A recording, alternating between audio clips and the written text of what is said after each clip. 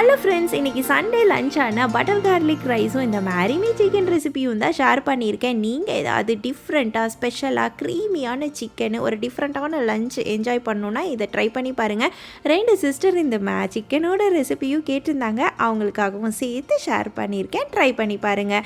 இப்போ செஞ்சிடலாமா? முதல்ல அரிசியை வடித்து ஆற வச்சு எடுத்துக்கலாம். அப்போ தான் கிளறும்போது உதிராக இருக்கும். அதனால் 10லேருந்து 15 நிமிஷம் முன்னாடி ஃபஸ்ட்டு அரிசியை ரெடி பண்ணிக்கோங்க. இன்றைக்கி நான் 2 கப்பு பாஸ்மதி அரிசி எடுத்திருக்கேன். உங்களுக்கு தேவையான குவான்டிட்டி எடுத்துக்கலாம். நல்லா ஒரு 10 நிமிஷம் மட்டும் தண்ணியில் ஊற போட்டு நல்லா கழுவி எடுத்து வடித்து எடுத்துக்கோங்க. நல்லா கொதிக்கிற தண்ணியில் 2 ஸ்பூன் உப்பு, லேசாக எண்ணெய் சேர்த்துட்டு அரிசியை கொட்டி ஒரு 70% மட்டும் வெந்தால் போதும். அரிசி லேசாக மலர்ந்து வரும் இல்லையா, அந்த ஸ்டேஜ்லேயே ஆஃப் பண்ணிவிட்டு ஸ்ட்ரெயினரில் ஃபுல்லாக வடிச்சிட்டு நல்லா ஆற வச்சு எடுத்துக்கோங்க. வேகலைன்னு சொல்லி கூட வச்சிட வேண்டாம், உடஞ்சி போயிடும். நம்ம பின்னாடி கூட வேக வச்சுக்கலாம், அது ஒன்றும் பிரச்சனை இல்லை. இப்போ அரிசி ஆறட்டும். ஒரு 3 நல்ல பழுத்த தக்காளி, நல்ல புளிப்பான தக்காளியாக எடுத்துக்கோங்க. அதோட காம்பெல்லாம் மேலே கட் பண்ணிவிட்டு நல்லா ஸ்லிட்டு போட்டுட்டு இந்த தண்ணியில் போட்டுருங்க. இது நல்லா பாயில் ஆகணும். இந்த கேப்பில் நம்ம சிக்கனை மேரினேட் பண்ணி ரெடி பண்ணிக்கலாம். நான் இன்றைக்கி 1/4 கிலோக்கும் கம்மியாக தான் சிக்கன் எடுத்திருக்கேன். போனோடனே எடுத்துக்கலாம், போன் இல்லாமையும் எடுத்துக்கலாம். நான் மிக்சடாக தான் எடுத்துருக்கிறேன். கொஞ்சமாக மஞ்சத்தூள், கலருக்காக காஷ்மீரி மிளகாத்தூள் சேர்த்துருக்கேன். நீங்கள் சாதாரண மிளகாத்தூள் காரமாக சாப்பிடுவீங்கன்னா சேர்த்துக்கலாம். 1 spoon onion powder, 1/2 spoon garlic powder. இது வந்து ட்ரைடு பார்ஸ்லி. இந்த ஹர்ப் செக்ஷனில் ஈஸியாக எல்லா இடத்துலையும் அவைலபிளாக இருக்குது. 1 டேபிள் ஸ்பூன் அளவுக்கு ஆலிவ் ஆயில் சேர்த்துட்டு உப்பு போட்டு நல்லா பெரட்டி விட்டுருங்க. இந்த ஆனியன் பவுடர், கார்லிக் பவுடர்லாம் வீட்லேயே நீங்கள் வெங்காயம், பூண்டு இதெல்லாம் நல்ல வெயில் அடிக்கிற காலமாக இருந்தால் காய வச்சு பவுடர் பண்ணி எடுத்துக்கலாம். இங்கே என்னால் வெயிலே இருக்காது இல்லையா, அதனால் வீட்டில் ரெடி பண்ணுறது கஷ்டமாக தான் இருக்குது. அதனால் நான் ஸ்டோர் பாட்டு தான் யூஸ் பண்ணிகிட்ருக்கிறேன். நீங்கள் முடிஞ்சால் வீட்டிலையே பண்ணி வச்சுக்கோங்க. இப்போ இதை நல்லா பெரட்டிட்டு ஒரு 10 நிமிஷம் இது ஊறட்டும்.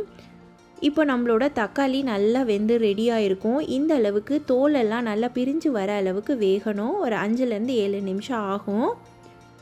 இப்போ இதில் இருக்க தோலெல்லாம் தானாகவே இந்த மாதிரி எடுக்க வரும். ஸ்கின்னெல்லாம் எடுத்து வெளியில் வச்சிடலாம். நம்ம இந்த தக்காளி மட்டும்தான் கிரேவிக்கு யூஸ் பண்ண போகிறோம். நல்லா க்ரீமியாக சூப்பர் சில்கி ஸ்மூத்தாக கிடைக்கும் கிரேவி. இந்த மாதிரி ஸ்கின்னெல்லாம் எடுத்துகிட்டு பண்ணினா ஸ்கின்னெல்லாம் ரிமூவ் பண்ணிவிட்டு தக்காளி மட்டும் எடுத்துக்கலாம். அடுத்து க்ரீமினஸுக்கு, சாஸுக்கு, ரிச்னஸுக்கு, ஃப்ளேவருக்காக நான் பன்னீர் சேர்த்துருக்கிறேன். ஒரு 300 கிராம் பேக்கெட், அந்த ஃபுல் பேக்கெட் பன்னீர்லேருந்து பாதி அளவு பன்னீர் நான் க்யூபாக கட் பண்ணி சேர்த்துருக்கிறேன். 3 பூண்டு, கலருக்காக காஷ்மீரி மிளகா 2 சேர்த்துருக்கேன். ட்ரைடு பார்ஸ்லி அந்த பவுடர் வந்து 1 ஸ்பூன் சேர்த்துருக்கேன். 1 டீஸ்பூன் அளவுக்கு சீரகம். இது எல்லாத்தையும் சேர்த்துட்டு பிளெண்டரில் சேர்த்து நல்லா ஃபைன் பேஸ்ட்டு ஸ்மூத்தாக அரைச்சி எடுத்துக்கோங்க. ரொம்ப ஃப்ளேவர்ஃபுல்லாக இருக்கும் இந்த சாஸு. சிக்கனை அவாய்ட் பண்ணுறவங்க அதை அப்படியே நீங்கள் மிக்சட் வெஜிடபிள்ஸில், பன்னீரில் எது வேணால் இந்த சாஸில் வச்சு பண்ணலாம். ரொம்ப சூப்பராக இருக்கும். இப்போது நல்லா அடிகனமான ஒரு பாத்திரத்தில் லேசாக எண்ணெய் சேர்த்துட்டு ஊற வச்சுருக்க சிக்கனை சேர்த்து இந்த ஸ்கின்னெல்லாம் கொஞ்சம் ப்ரௌன் ஆகணும். நல்லா ஷாலோ ஃப்ரை பண்ணி எடுத்துக்கோங்க. சிக்கன் ஒரு 90% குக் ஆயிடணும். இந்த மாதிரி லேசாக வறுத்து எடுத்துக்கலாம். இப்போ சிக்கன் வந்து நல்லாவே குக் ஆகிடுச்சு. நல்லா ஸ்கின்னெல்லாம் ப்ரௌன் ஆகி சூப்பராக இருக்கும் அப்படியே எடுத்து சாப்பிட்றதுக்கு கூட.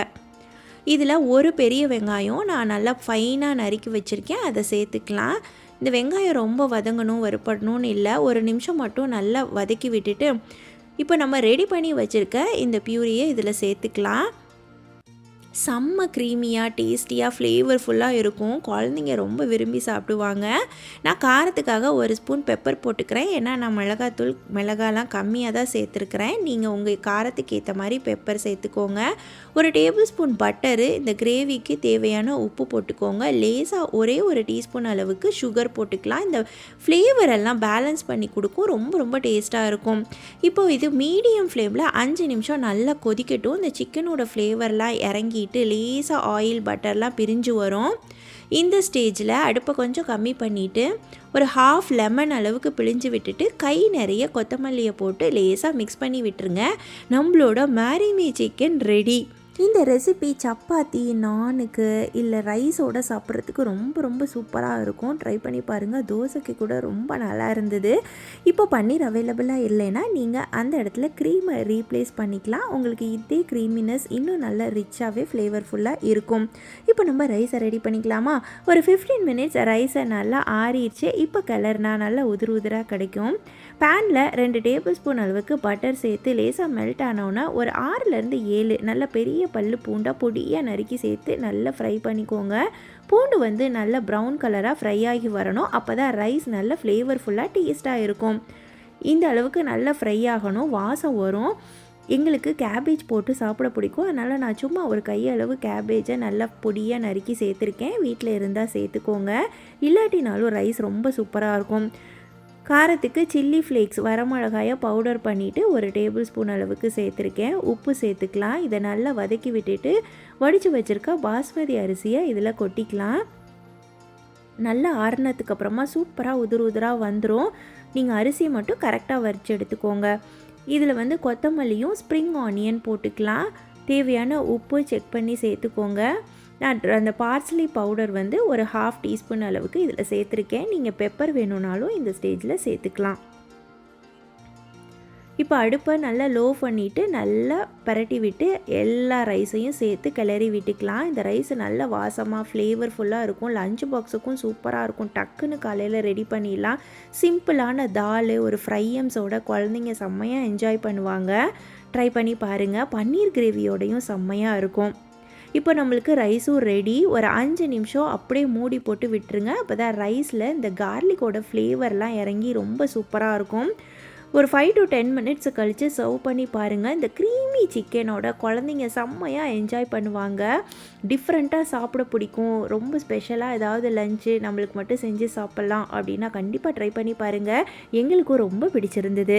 வேறு ரெசிப்பியில் உங்கள் எல்லாரையும் பார்க்குறேன். தேங்க்யூ.